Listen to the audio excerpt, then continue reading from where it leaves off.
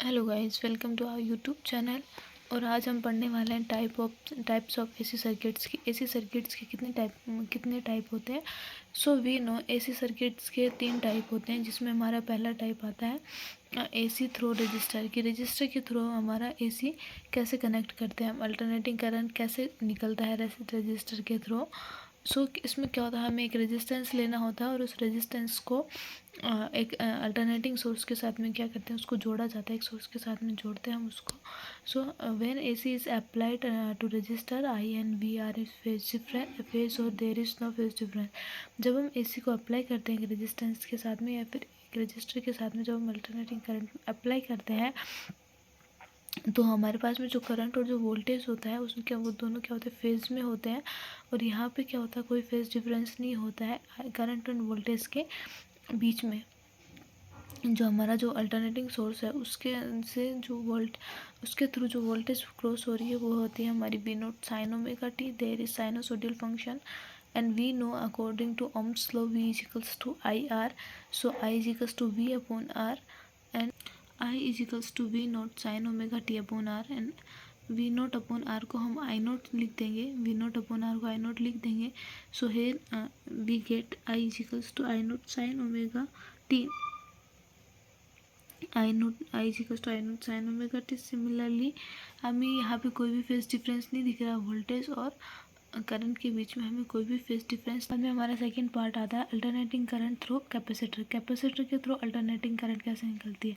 सो जब भी कोई अल्टरनेटिंग करंट कैपेसिटर के थ्रू निकलेगी, सो उसमें जो जो कैपेसिटर चार्ज होगा, तो कैपेसिटर क्या होगा, चार्ज होगा। जो चार्ज होगा कैपेसिटर की प्लेटों के ऊपर, वो हमारा जो भी कलेक्टेड चार्ज होगा कैपेसिटर के प्लेटों के ऊपर, वो हमारा होता है Q equals to C we.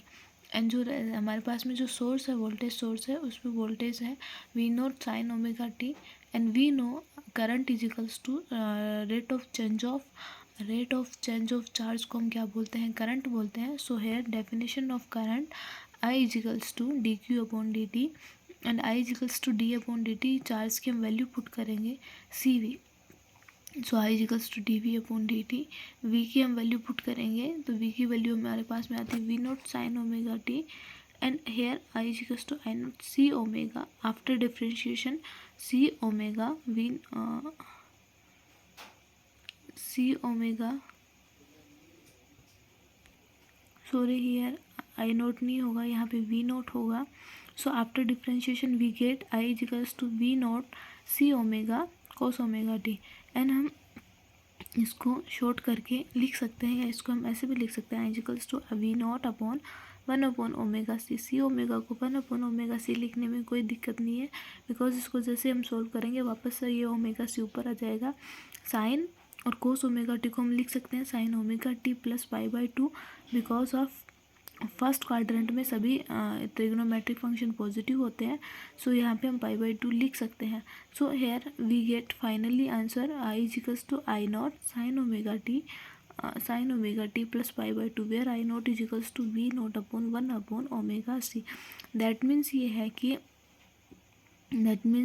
कि इसमें जो करंट है हमारा, वो करंट वोल्टेज सोर्स से पाई बाई 2 आगे की तरफ फ्लो होता है। वोल्टेज सोर्स से आगे की तरफ क्या होता है, फ्लो होता है। इन ग्राफ के अंदर करंट वोल्टेज सोर्स से पाई बाई 2 आगे होती है।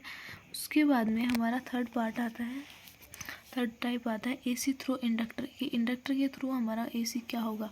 सो हेयर जैसे हमारा इंडक्टर, हम किसी भी इंडक्टर को कोई भी वोल्टेज सोर्स के साथ में कनेक्ट करते हैं तो उसके ऊपर इंडक्टर में ईएमएफ इंड्यूस होगा। सो जो हमारे पास जो ईएमएफ होगा वो हमें मिलता है L D I upon D T. And we know कोई भी हमारा जो सर्किट होता है, सर्किट को यदि हम किसी भी सर्किट को हम पैरेलली जोड़ते हैं तो वोल्टेज क्या होता है, इक्वल होता है। सो वी इजिकल्स टू क्या होता है, L D I upon D T. So V not sine omega t, V के वोल्टेज की वैल्यू पुट करेंगे L D I upon D T. After integration solve we get a value I equals to V not upon omega L sine omega t minus pi by 2